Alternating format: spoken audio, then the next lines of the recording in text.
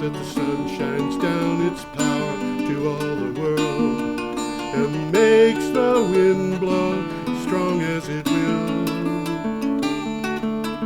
I wonder how gentle rains can fall upon the land, so lovely earth can stay lovely still.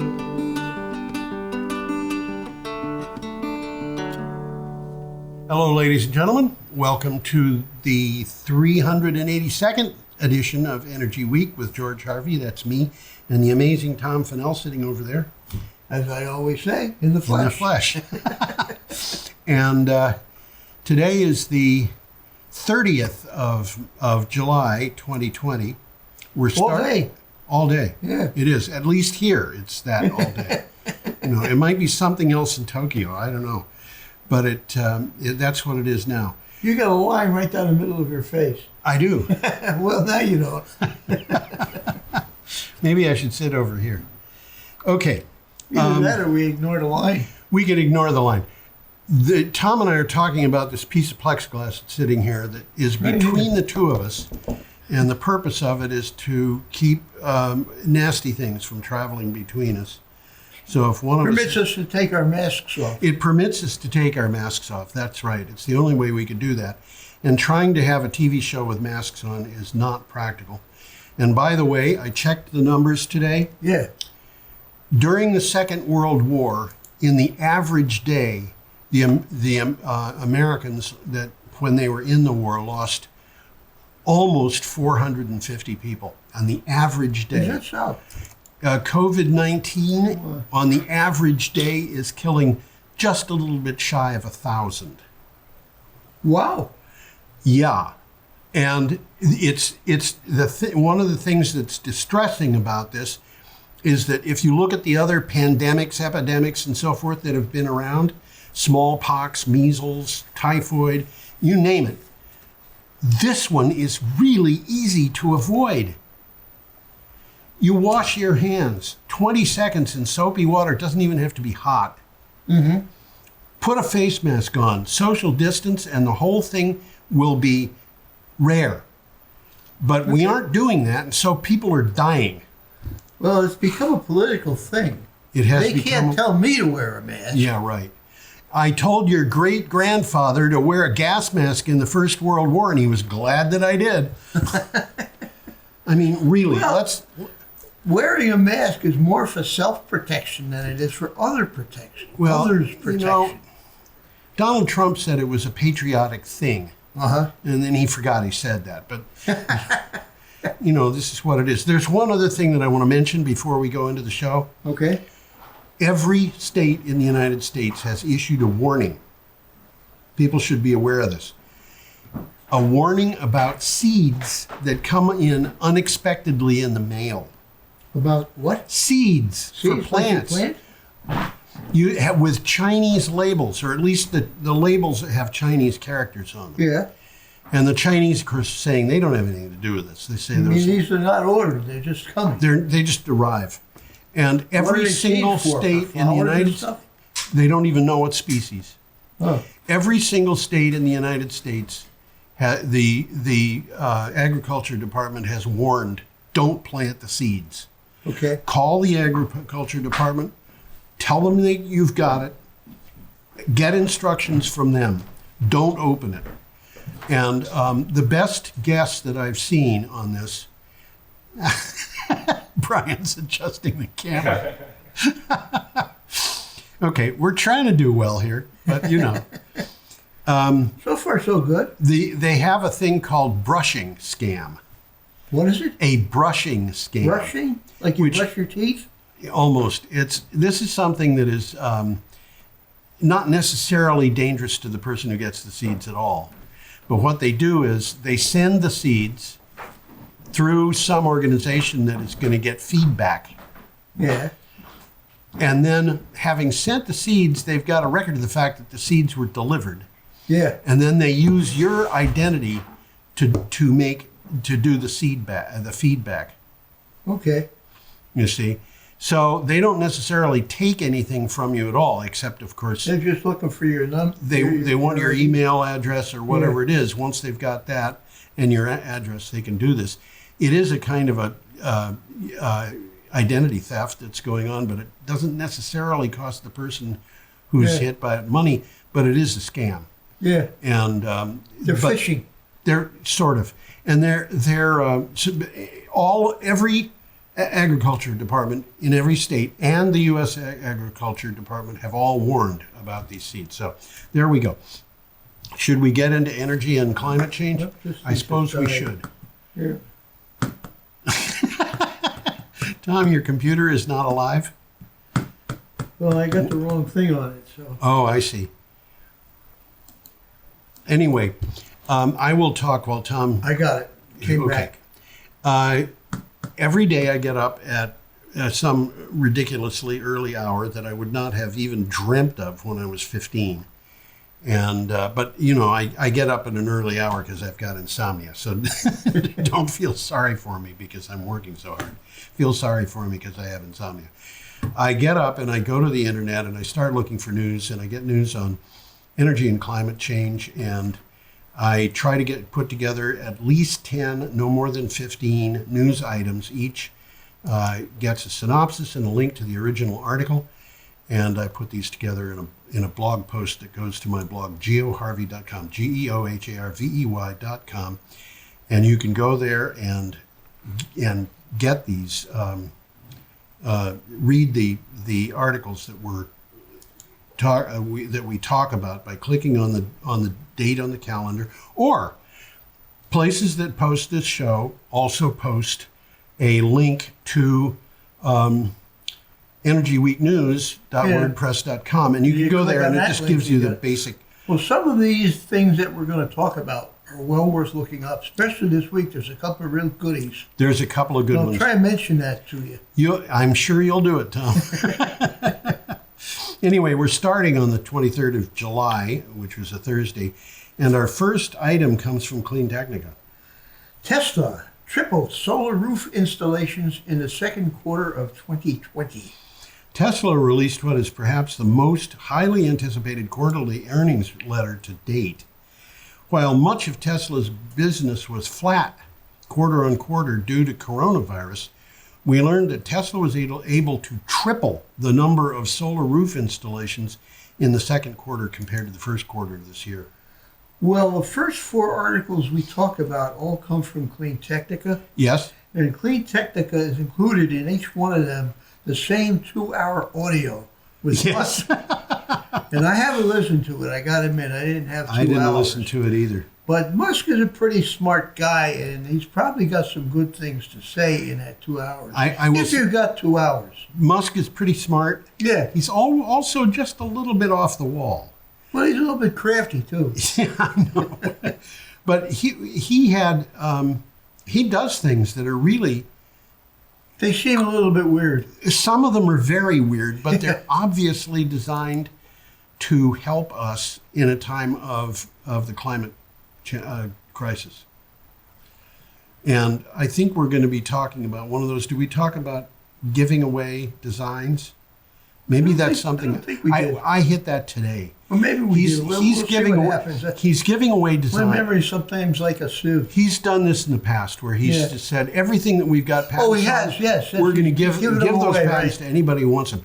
But he's doing this thing where he says, our technology, you can have it. And he's being a little bit more specific about it, but he's also saying, and any car company that wants to use our products can use our products. And of course, there he's being a salesman. He's trying to sell them, but he really wants to get us off fossil fuels. That's what this whole thing he's doing is all about. Well, he's got good car going. That's a nice electric car. He's got a car. He's got a company. We'll talk about what he's got. Solar panels, He's got trucks. That's the next one. Trucks. He's tweeted about buses. Yeah. He's got that boring company that underground. This is a company that has become huge, just huge, globally consequential in a matter of just a couple of years. They make subways. Yeah, right. How many people make subways these days? Okay. Well, there's a takeaway from this one, Yeah. Tesla has continued to ramp up the installations of its solar roof systems. Yeah. Which is what this article was about. Yes. Well, the next one here, and this is an interesting article. The article says it's confirmed Tesla's Gigafactory in Austin will build a Cybertruck, a Semi, and Models 3 and Y. You know, I didn't ask you to put up that picture of the house with solar roof. Why don't we put that up? Which one?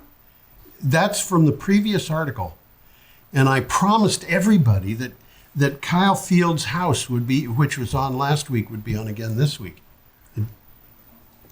Oh, we're talking about the picture. The picture of the house. The picture of the house. So this house. Should I put it up? Yeah, put it up so people can see it. That house was from the last article that we just did. It has a solar roof. we didn't put it up, did we? No, well, it was my fault, Tom. I didn't go to it in the slideshow. Anyway. Nice house. Yeah. So you read the title of this, and I'm going to read the thing here. In Tesla's quarterly earnings letter, CEO Elon Musk confirmed the location of the new flat factory. They've been. He's opening up a new factory every week, it seems. Yeah. It will be Giga, Texas, built just outside Austin. It will produce the Cybertruck, but also the Tesla Semi, the Model Y, and the Model 3 for customers in the eastern part of the United States. Well, that same 2-hour audio is popping up. Yeah. And in this article, they talk a little bit about the Cybertruck, which to me is very interesting. First of all, it's interesting looking. Yeah. Very futuristic. Yeah. But it's a 4-door stainless steel pickup. I mean, in Vermont, pickup trucks don't wear out, they rust out. Yeah. And stainless steel isn't going to rust, so. Generally doesn't rust. Well, I hope it lasts a little bit better than aluminum in Vermont. I can show you how to dissolve stainless steel real fast. But does salt on the highway Road salt is not going to do it. But well, construction of this new Gigafactory has already started. Yeah. So let's take a look at a solar array coming up here. Let's do that. And we have let's see, this article is from ESI Africa. Yes, it is. Flexible energy systems for Africa are accelerated by crises. And, okay. In South Africa, responding to the Department of Mineral Resources and Energy's first budget speech since the department merger, Standard Bank Group says the COVID-19 crisis highlights that Africa needs to develop flexible energy systems, renewables, and decentralized energy. Well, what it says here in the article is these constitute new approaches to the delivery of electricity as commercial and industrial activity slowed and people work from home. Yeah. The crisis will prompt some nations to deploy battery storage and renewables at a faster rate than before. Yeah. So that's the good edge to the crisis. Yes, that's right. And I've seen that again and again and again, and I think we're going to be talking about it more. Okay, we're up to Friday, July 24th. And we get another picture. We have a picture of a Tesla Semi. That's an interesting looking looking truck, isn't it? Yeah. And again, it's a Tesla. It's a Tesla. And again, it's clean Technica. Tesla's efficiency advantage. Cheap and abundant batteries will power mass market EVs. Tesla's not bad news. No, it's not. Tesla's second quarterly earnings call, which we were just talking about, just confirmed what may be the hottest technology topic of the EV revolution. Relatively inexpensive and abundant lithium iron phosphate batteries. These are also called this is a new technology. LiFePO4. Yeah. These are well suited to affordable mass market EVs.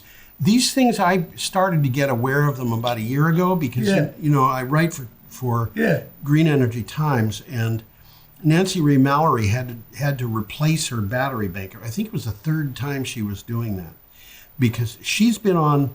She's always been off grid, right? Yeah, and I think her off grid system was put up 15 years ago or so. It's a long time ago. So it's kind of primitive. Well, her system was really kind of. At the time, it was state of the art. It was state of the art, and it's still not bad. Uh-huh. But the part of it that really aged was the batteries, and she had Okay. to replace the batteries. That happens. You have to replace flooded lead acid batteries periodically. Frequently, Anyway, yeah. anyway, she spent, I think, close to a year trying to figure out what kind of batteries she wanted to put in. Okay. Because she wanted to put in something that would be the last bank of batteries she ever bought, regardless of how long she lived. Oh. And she's not. I mean, she's certainly probably 10 years younger than I am, at least. Uh-huh. And So what did she settle on? she settled on LifePo 4. Okay. The batteries that we're talking about here. Well, they talked about that in the article. Let me read what it says. Yeah. Well, first of all, I just had a comment here. This article is wordy. I think the guy who wrote it was paid by the word. It happens sometimes.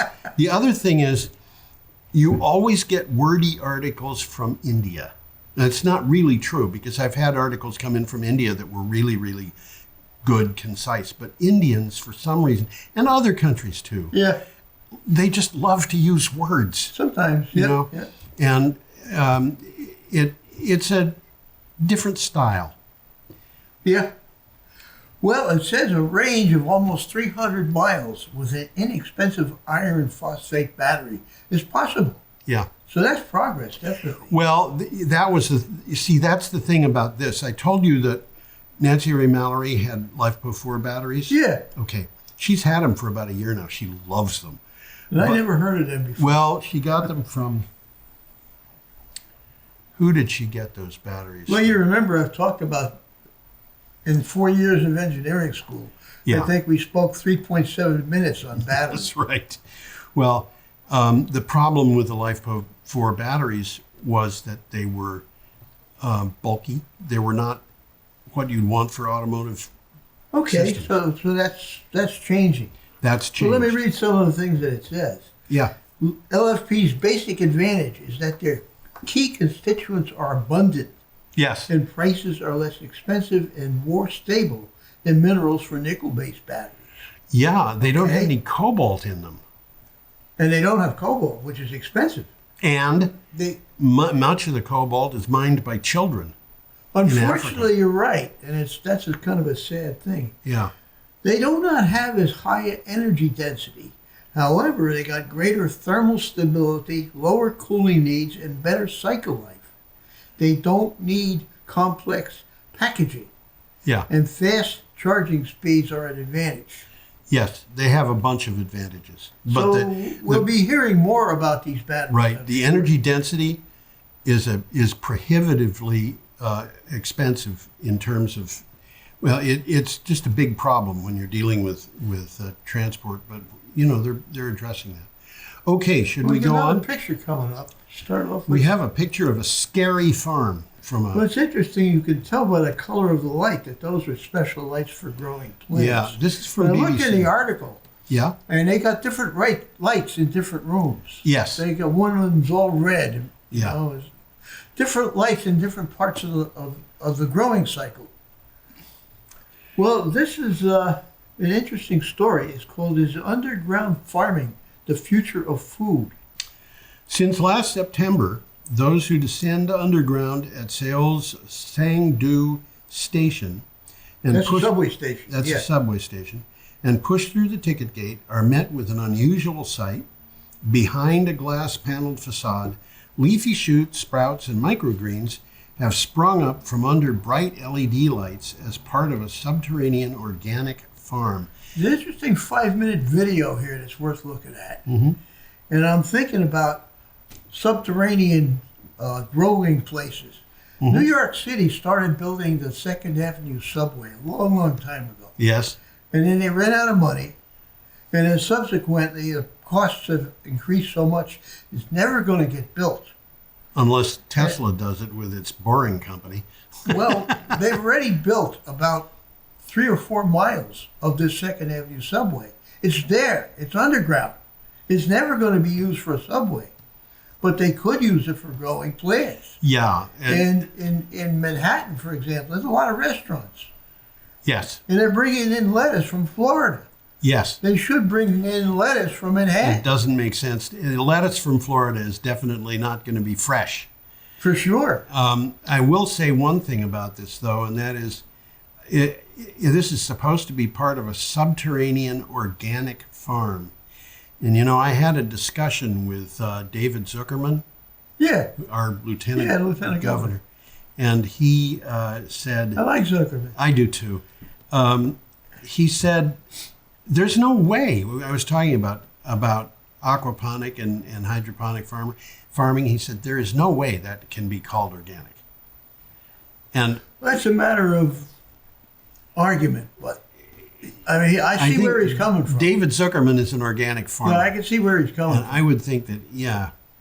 Okay. Yeah, if you're doing it artificially, it's automatically not organic. Well, see, the thing is, if you're doing it using hydroponics, he said the roots have to be in soil for it to be organic. That's what he says. That's what he said. Yeah. And actually, I believe that is a standard, not necessarily the standard, but a standard. Well, we got a takeaway from this article, which is interesting. Yeah. The concept uses hydroponic growing trays Yeah. and an automated tech network to control the underground system's temperature, humidity, and CO2 levels, Yes.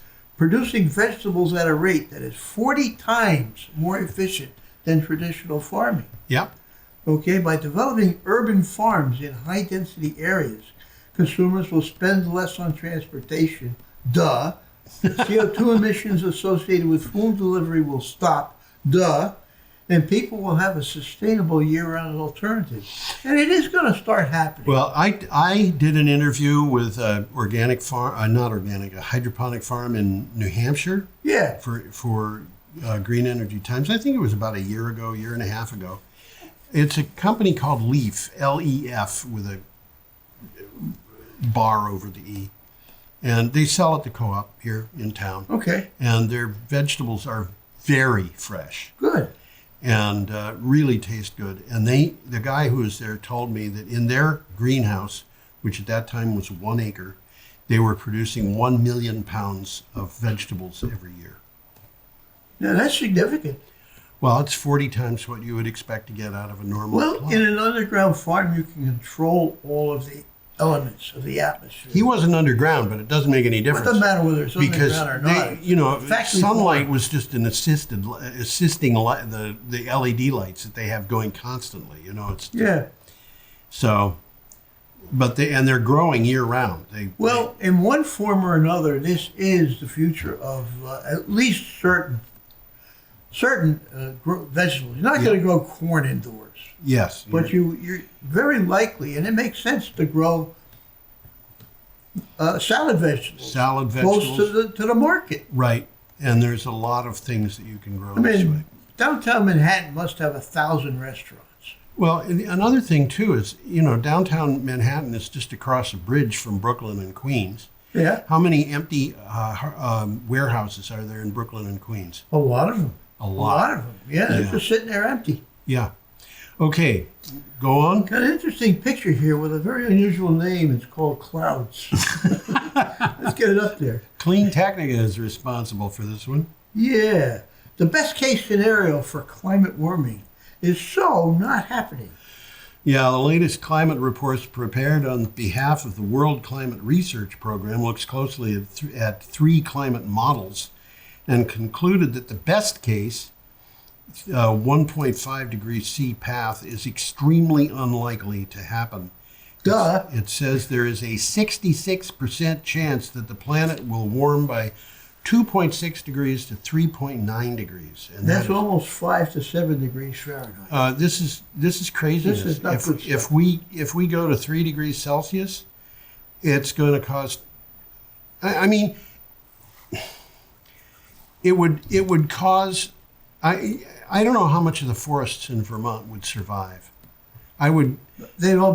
They certainly changed drastically. I've read that the only trees in Vermont that are expected to in the forests, native trees, although this also applies to a lot of fruit trees like apples, the only ones that are expected to survive are oaks and hickories. So all the It means our all the evergreens fall- are going to be disappearing. I'm sorry, the only deciduous trees, the pines, might survive, but the rest of the evergreen trees would disappear. Yeah, interesting. I mean, we've got woolly adelgids, hemlock woolly adelgids, right coming into Vermont right now, and they've It's happening. Right? kind of stopped along the. And we can see some of the damage. We can see I some mean, of the damage. you'll drive by the road, you'll see all the trees are brown. That's right. Okay, that was from Clean Technica. We are now up to. Well, there's a takeaway. Oh, you have a takeaway. Collective action by nations could prevent this, and they says this is this is emphasized. Stop burning fossil fuels. Yes. You're killing the earth and every living thing on it. Is that so hard to understand? Well, it's not hard to understand. It's hard for some people to believe. Oh, absolutely. You know. Particularly the people who own the fossil fuels. Well, there are a lot of people who don't own fossil fuels who find it hard to believe that because Because that's what they're accustomed to. It's so hard to imagine that something that bad is going to happen to you. You know, that you can't drive your V8 F-150 F-350 and That's a whole nother thing. Well, You got a half a mile long pickup truck and one guy driving it most of the time. yeah. And that doesn't make sense. I learned to drive in an F-350. Oh, yeah? Yeah.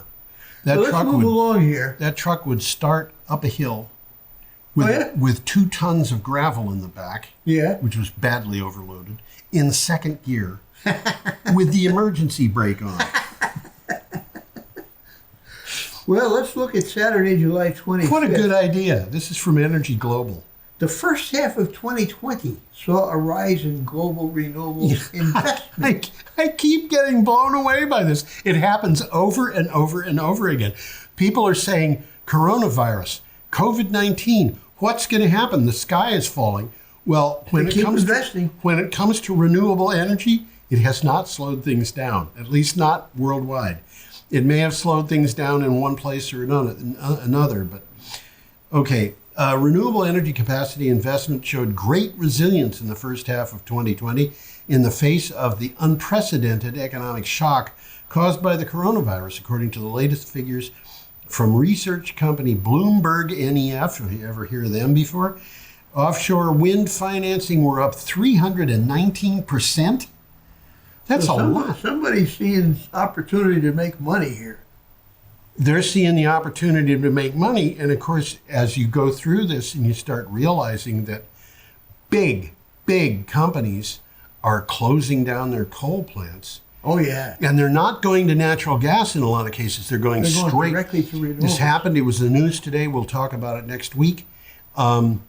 The Four Corners Navajo generating station. Yeah. It's going to close down.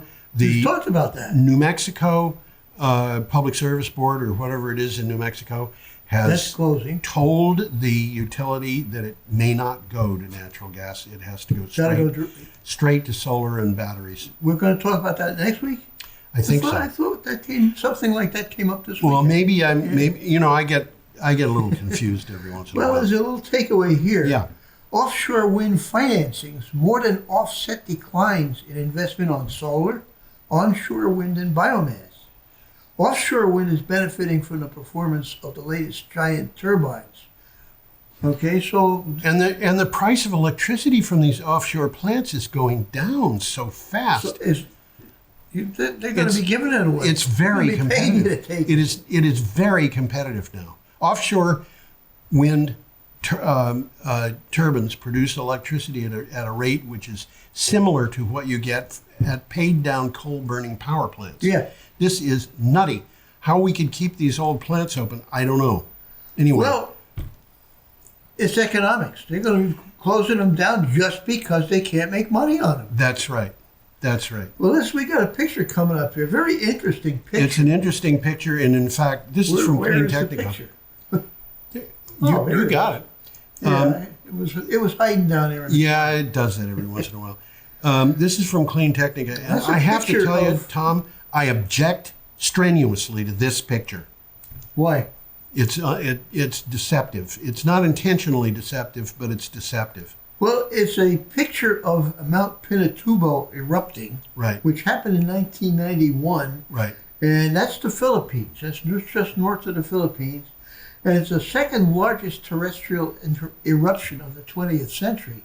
So it was a big thing, Yeah, it looks like a nuclear bomb going off. and it resulted in an island being built that's still there today. Yeah. Okay.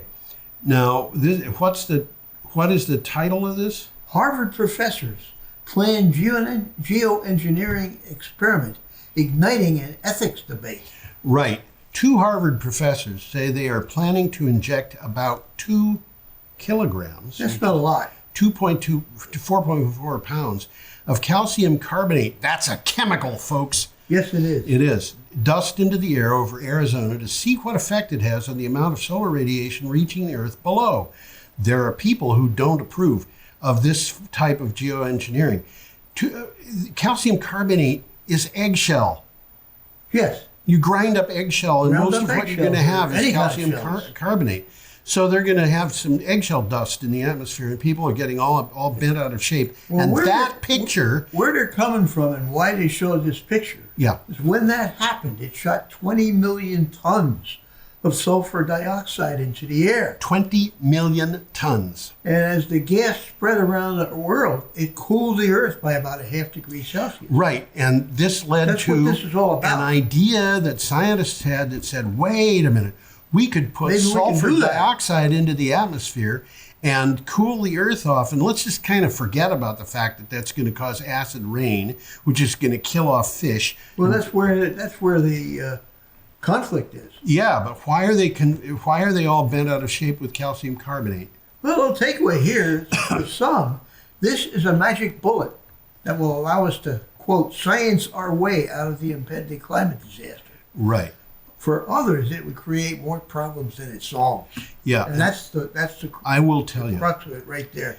I am against this kind of geoengineering on principle. There's other kinds of geoengineering. Planting There's a real trees. solution. Stop burning fossil fuels. Yeah, planting trees is Plant trees, geoengineering. absolutely. But there are things that we could put into the atmosphere that could cool the Earth that are not going to be terribly damaging, and calcium carbonate is one of them. I think that titanium dioxide is possibly another one. But the point that I'm trying to make is we may have no choice. And that's something that we have to bear in mind. When we get into this thing of not in my backyard and so forth, well, you know, Why can't I get you're you double up clicking. here? You're double clicking. There you go. There you go. I got it. This I not still in got my something in the backyard background thing. there. I don't want to have certain things in my backyard. I certainly wouldn't want a nuclear power plant in my backyard. I wouldn't either. But the idea that, you know, we should simply object to this, and we cannot keep going the way we're going. We have to stop the fossil fuels. So Well, that's the bottom line. Yeah. I mean, really. if They're people not are, helping us at all, but we're so accustomed to using them. Plus, the fossil fuels are all owned by powerful people. yeah, but a person who's going to get bent out of shape by this kind of test of geoengineering should ask themselves, what are they doing about fossil fuels? Absolutely. Absolutely. Because the reason they have to do this is because of the fossil fuels. Yeah. Okay, you want to go on? Yeah, we got another one coming up here from Green Tech. Green Tech Media. Wow, this thing is hot. Next Era Energy, which is the name of a company, to build its first green hydrogen plant in Florida. Okay. And why Next is it Era- green? Well, we'll talk about that. Next Era Energy is closing its last coal-fired power plant and investing in its first green hydrogen facility. This is not its first green technology, by the way. In an earnings No, call, but it is the first green hydrogen. hydrogen, yes. In an earnings call, NextEra said it was proposing a $65 million pilot program in Florida with a 20 megawatt hydrolyzer to produce 100% green hydrogen from solar power. Well, most of the hydrogen produced globally today uses fossil fuels as a feedstock. Yeah, generating substantial emissions in the process. So it's not green in any way. No, there's nothing green about most hydrogen. Using electrolysis Right. and using renewable energy Right. for that hydrolysis produces the same kind of hydrogen, Yeah. but it's green. But it's green. It does not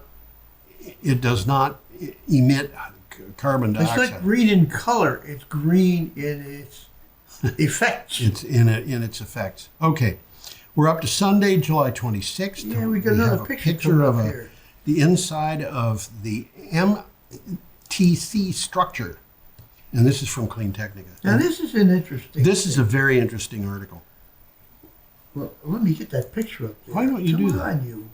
What's going on? Double click on it so you can see me too. I had done it right. It just hadn't switched. I don't know. Well, you know, these computers get slow sometimes.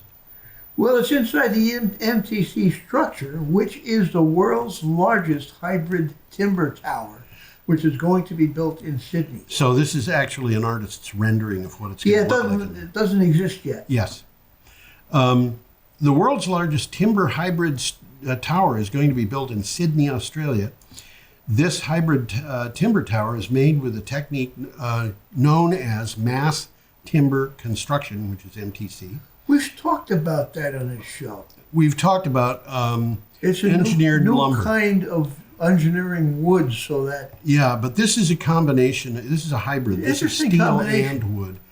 MTC has a steel exoskeleton, which supports the entire structure, largely built of wood and glass. So there's the outside of this building is made of it's steel like a and steel glass. shroud. Yeah, and it's there to give rigidity and strength, Yep. support to a. But inside it looks like that picture. It's just wood. Bring the picture back yeah, if I can. There it is. just wood. Looks like it's pretty nice inside. A lot of gardens. It sure does. I mean, would you like to live in a place that was like that? I think I would.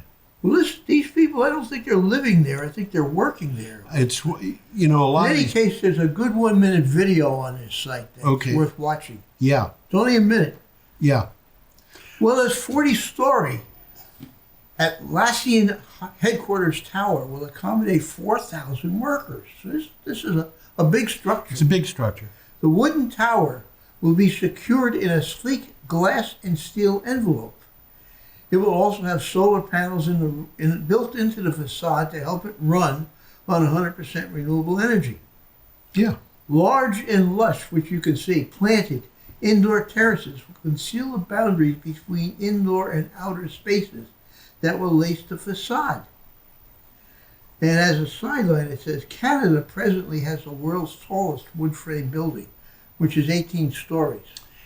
That's nothing to sneeze at. Everything's up to date in Kansas City. They even built a Even skyscraper. in Toronto. They even built a skyscraper 7 stories tall. Well, we've got another picture coming up here. It is called Dawn, and I'll try It's to a get picture that of one up. dawn. There it is. There's Dawn, Yep.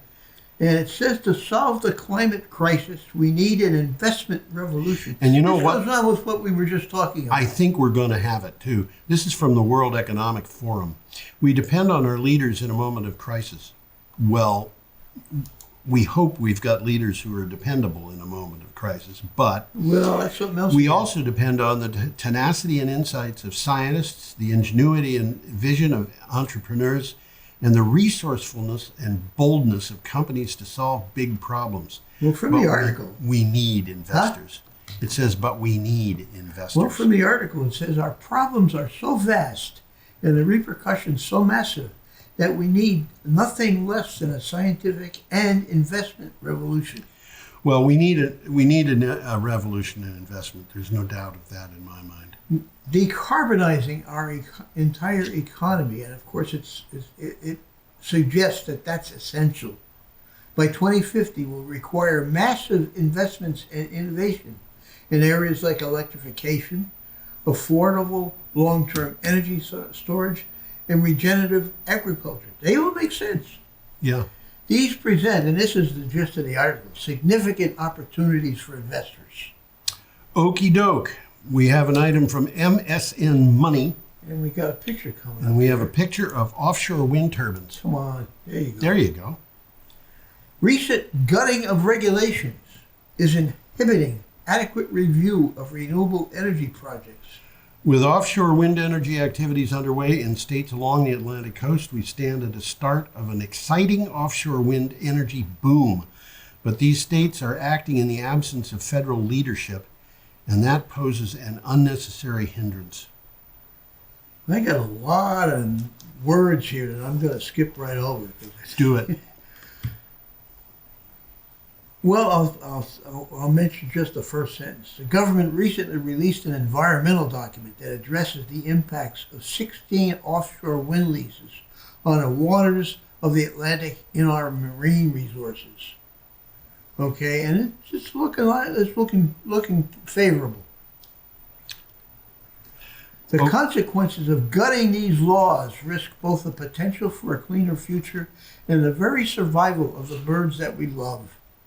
And that's from the National Audubon Society. You might expect them to say something like that. Well, the Audubon Society has been the Audubon Society has been very supportive of offshore wind farms. They have, yes. Because they know the birds are in trouble. And I mean, birds that live in Ohio are in trouble because we're burning fossil fuels in these offshore. Well, they originally thought that the birds were going to be killed by these turbines. And they're not. The birds are avoiding them. The birds avoid them, and the birds most birds don't even fly high enough to get involved in these things. Yeah. Some birds do. But, I read an article not very long ago about a female eagle who lived in a wind farm in Scotland and had raised, I think it was 3 I think I remember talking sets of about fledglings. that or reading it. Yeah. She seemed to be quite happy living in a wind farm. Okay, we're up to Monday. It's interesting that bald eagles are starting to live right around here. Yeah. I saw one about 20 years ago. When I almost hit 2 of them driving along Route 5. Yeah. They came flying right out of the woods, one right after the other. Probably chasing each other around, just having a good time. Something like that. Okay, we are up to We got a good picture coming Monday, up of the High Lonesome Wind Farm. High Lonesome Wind Farm. And I just find that picture very attractive. Well, it's kind of cool, yeah. This is from Renewables Now. Those wind turbines certainly shouldn't be bothering anybody. I don't think they bother anybody out there. Well, they bother some people just because they like to be bothered by them. Yes. What was that lady you debated? Oh, yeah, we were talking about. Yeah, she hates wind turbines. Yeah. But she lives off grid. Yes. This picture reminds me of a cartoon I saw when I was a kid. Uh-huh. And it was a cartoon showing a view out of a picture window, and one guy who obviously owned the house, and another guy who was a guest, and they were looking at a track that ran across the desert to a butte that was in the distance, and on the top of that butte in the distance was an outhouse. And the guy who owned the house said, "It's a conversation piece, Fred." Well, from the article, renewable energy provides more than 25% of U.S. electricity in May of 2020. Yeah. Renewable energy produced significantly more electricity than either coal or nuclear power during the first 5 months of 2020, Sunday campaign analysis shows. In May, renewable sources provide 25.3% of the nation's electricity, an all-time high. Well, solar and wind were expanding faster than all other energy sources. And Yes. renewables, including hydro, biomass, and geothermal, provided nearly a quarter of the total electricity output in the U.S.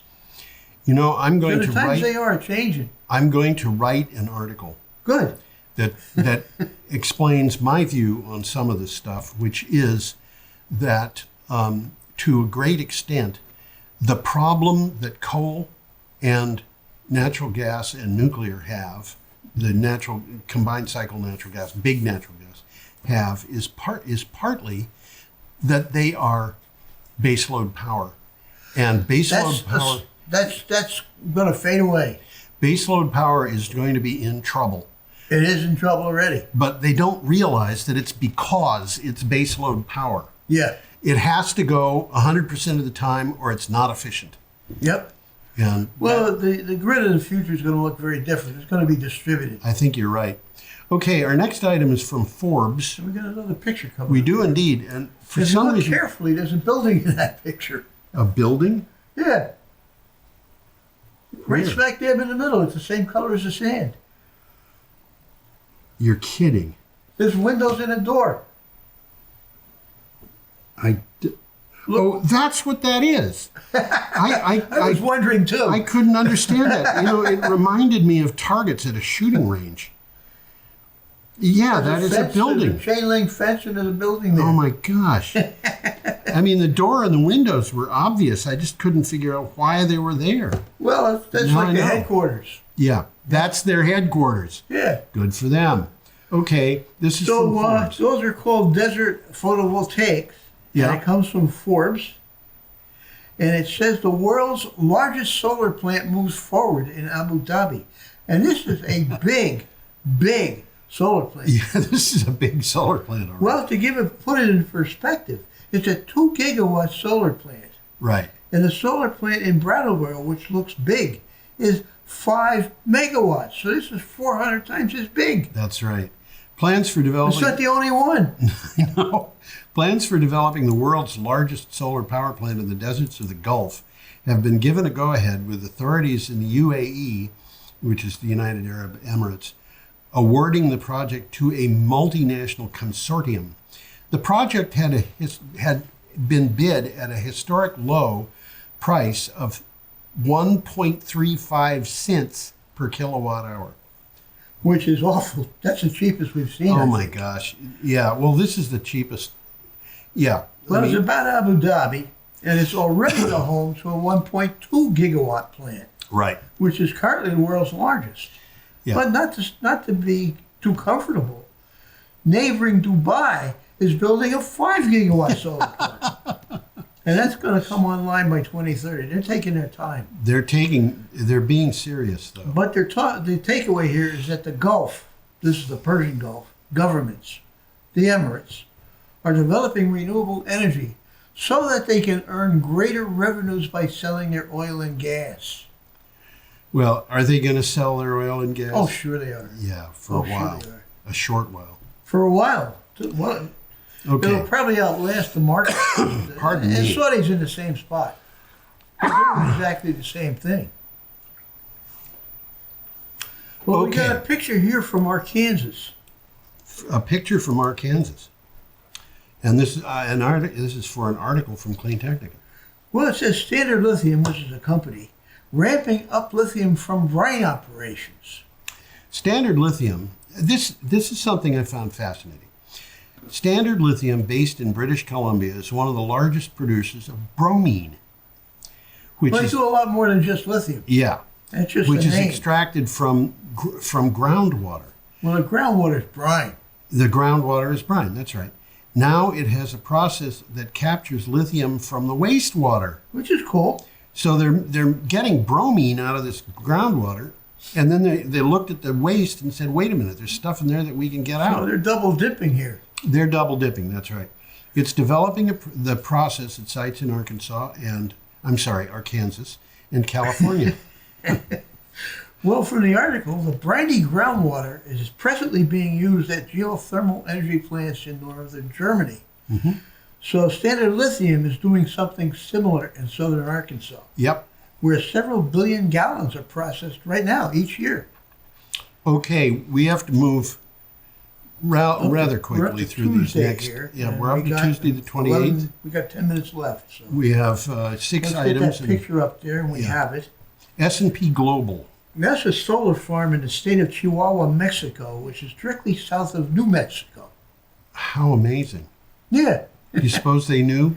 and they have dogs down there. They do. I'm sure they do. Little bitty dog. They're cute. I like Yeah. Chihuahuas. A friend of mine has one. It's a nice little dog. Very friendly. Well, clean energy optimism soars as the world struggles with the pandemic's fallout. Here we see it again. As companies and governments try to work to recover from the COVID-19 crisis, leaders in the renewable energy sector say business is chugging along, attracting new money and new players. The momentum is being fueled by falling costs and popular support. Well, funding for renewable energy projects rose 5% during the first half of 2020. Which is amazing. The investment pipeline is accelerating due to the economics, and this is important, the need to decarbonize the economy. Right. Our next item is from Renew Economy, and we don't have a picture for it. But it's an interesting article nevertheless. Yeah. The era of subsidy-free offshore wind turbines has arrived. You better explain what that really means. Well, let me read this first. Researchers found that the cost of offshore wind farms in some parts of the world is now so low that they can be generated, they are generating, quote, negative subsidies, end quote, that leave energy users financially better off.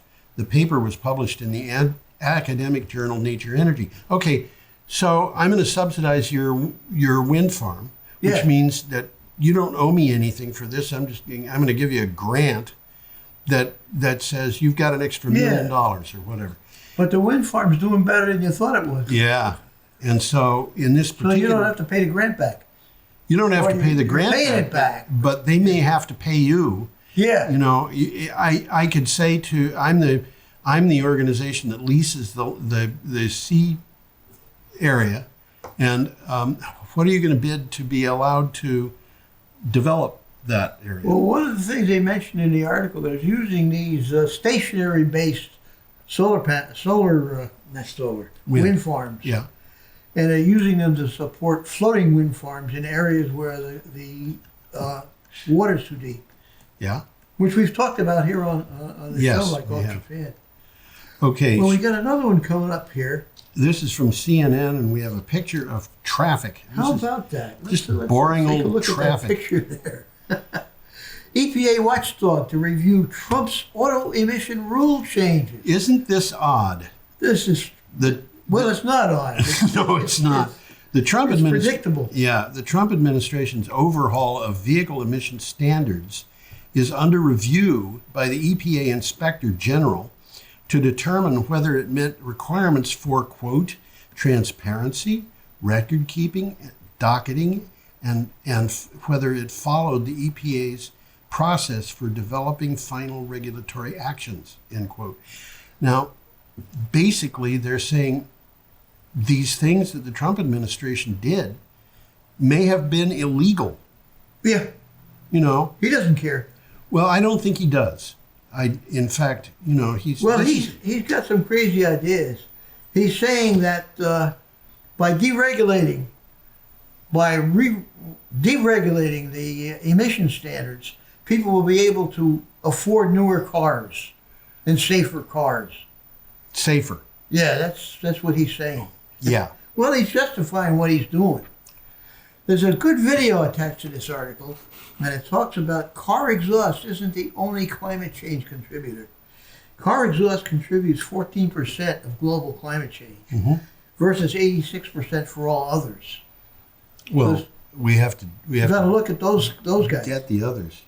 Trump's largest deregulatory initiative lowered the 5% annual emission improvement requirements that the makers of passenger vehicles must meet to 1.5%. Although some car makers even have objected to that. Yeah, they didn't want to do this. Yeah. Well, but he wants to do that for his own reasons. Yeah. And they don't make sense. They make sense to him. Yeah. Okay, we're up to Wednesday. Got a picture here of a wind turbine. We do indeed. And we have, we're up to Wednesday, the 29th of July, and this comes from the Colorado... We got 6 minutes left, so I think we'll make it. Yeah. Colorado Springs Gazette. Well, that's a wind turbine in Colorado, Howie, I guess. I guess it is. Study finds renewable energy has created 6,300 jobs in rural Colorado. This is rural Colorado. Just a little part of Colorado. Yeah, this is rural Colorado. These jobs are not in Denver or Aurora. No, they're all over there in the eastern end of the state. All over the outback. The renewable energy industry has created 6,334 jobs and generates $388.6 million a year in economic activity in eastern Colorado, according to a study from the Western Way, which is a Denver-based conservative environmental group. Well, I don't know much about Colorado's geography, but the article says that all of Colorado's wind farms And 55% of the state's solar arrays are located in the 15 eastern counties. Yeah, Colorado Which must be very different from the rest of the state. Colorado has two different kinds of countryside, which I know from having lived there when I was 5. Listen, when I lived in Colorado, you could go into Denver and find groups of Indians standing on street corners wearing top hats with feathers. I'm not kidding. I believe it. But they have kind of flat land, which is great for farming of various kinds. That's what you think of. That's what I think of when I think of Colorado. And then you've got the Rocky Mountains. And that's what they're talking about here. Well, this land is not the Rocky Mountains. This is the flat land in the east. Well, more than 60% of the jobs are in 3 manufacturers of wind energy equipment. Right. So they're getting on the ball there. Right. We should go on. Our next item is from the Huffington Post. This is a difficult picture because everything is gray. Well, I guess you can see it pretty well. That kangaroo, by the way, is anesthetized. That's why he's hanging so. Yeah, and he's taking the kangaroo out of a. Yeah, I think that might be a wallaby. Could be a wallaby. Kangaroos, adult kangaroos can be. They can be big. Well, it's a small kangaroo or a big wallaby. Or a big yeah. Or what they call a wallaroo, which is in the middle. In between. In between. Did you know that there are tree kangaroos? Huh? There are tree kangaroos. They live in trees. Yeah, that's true. Man. Interesting animals. Okay, from HuffPost. Can you imagine the first guy seeing a kangaroo? You know, the one that always gets me was, who was the first person to eat an oyster? It was what? Who was the first person to eat an oyster? Beats me. Brave man or very hungry. Brave man or very hungry. What do you got for a title? Nearly 3 billion animals killed or displaced by Australia's fires. Then we discussed this on the show. We talked about this it's a while back, but the numbers have been changed. Nearly 3 billion animals were killed or displaced by the catastrophic bushfire season that scorched tens of millions of acres across Australia in 2019 and 2020, according to experts. They hope the research will demonstrate the urgent need for action to prevent future disasters. When I saw that, I saw 3 billion animals. I said, holy cow, because I'm thinking 3 billion mammals. But their animals here include reptiles, which happens to be 2.5 billion. It's most of them. Yeah. Okay. Birds, frogs. But they don't include insects. No, they didn't include insects. They didn't which are animals. Yeah, which are animals. They're talking about just vertebrates here. So, yeah, yep. Okay. Animals that did not die from fires face lack of food and shelter. They die because there's no food. And we had pictures, as a matter of fact, of donations to animals of carrots that were being dropped out of helicopters. Well, that's basically why this guy's carrying that animal. That's right. Okay, our last item is from Renewable Energy Magazine. Now, this is interesting. Yeah. We're talking about Africa. We're talking about an underdeveloped place. Yeah. We're talking about places where we're seeing right here on this show pictures of grass-roofed houses with solar panels on the roof. Yes, that's right. So what we're talking about here is she's using off-grid electricity to charge a cell phone. What do you got for a title? 1.4 million Ugandans to access reliable and affordable energy under a new initiative. Millions of people in villages of Uganda are set to access reliable, cheap electricity for the first time under a new off-grid solar scheme that Phoenix International, we've talked about them before too. Oh, yes. And Engie subsidiary and the European Investment Bank have agreed on. Well, we're almost out of time, so I'll just do it quick. Access to affordable, clean energy is important to fight poverty, create jobs, and empower women and girls.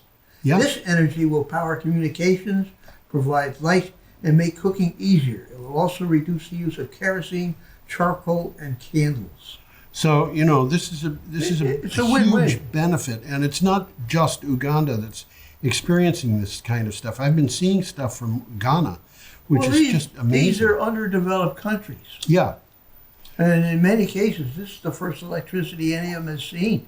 Yeah, and a lot of them have been able to get cell phones, but they have to get the cell phone charged somehow. And that's what they're doing right here. And that's what, Sometimes that's all they use this thing for. yeah, yeah. And they Okay. don't have regular telephones, so the cell phone's the only communication they have. Have And they a, use it for everything. yep. Banking and shopping and all sorts of stuff. Have a perfectly lovely week. Well, I think we're finished here, so enjoy. Enjoy.